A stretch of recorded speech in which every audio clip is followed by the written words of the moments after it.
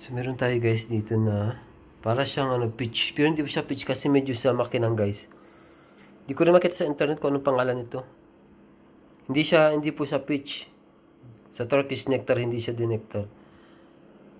Para siyang peach pero wala siyang parang mga balahibo. Yan. So, gagawin natin siyang papakuluan natin siya. Pakita ko sa inyo guys. Ikakat lang natin siya guys. Iiwan natin yung buto. Ang tawag kasi guys dito is rechel. Papakuluan siya na matagal. Tapos magiging siyang sticky. Hindi mo siya lalagyan ng tubig. So wala siya masyadong buto. Marami dito sa bahay guys. Kaya gawin natin ganun na lang. Para hindi masayang kasi hindi kasi nakakain eh. Madali siyang mag-ripe kapag naka-stack sa rep. Yan. Sikat lang natin siya. Ganyan lang. Malabo yung camera. Yan.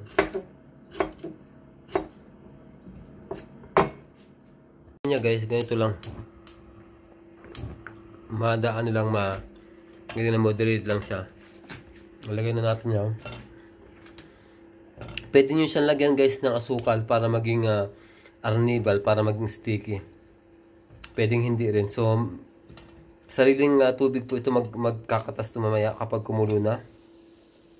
Pero mostly guys, sa paggawa nito naging talaga asukal. Kasi pinipreserve din to eh. So, ganyan lang siya guys. Pakuluan lang siya. So lagyan natin yung konting asukal para magka siya ng arnibal. Yan. Huwag masyado marami. Sakto lang, ganyan lang. Pagtutubig mamaya yan guys. So ganito siya guys. Nagtubig na. Naging arnibal na siya. So ito magiging pa to guys. Parang mamaya sticky. Tubig.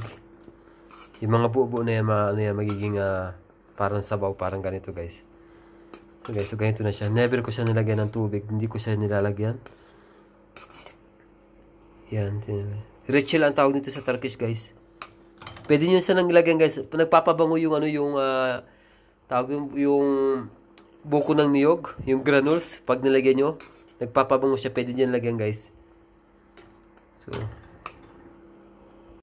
ito na siya guys. Yan.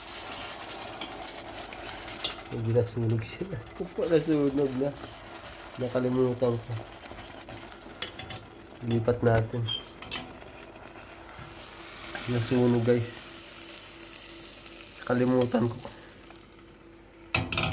So ito na siya guys. Nakalimutan ko, nasunog. Kakachat. Nasunog siya guys. Ito yung kinalabasan niya guys. So yan. Medyo nasunog lang siya. Lalagyan natin yan sa baso. Ito na siya guys.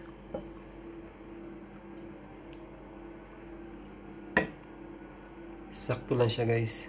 Para siyang honey. Ito guys, pwede yung ipalaman sa tinapay yan. Ito lang siya. Napaka-easy lang gawin. Yan. Ilagay natin sa rep. Okay, para lumamig. So, gawin lang, napaka-easy guys.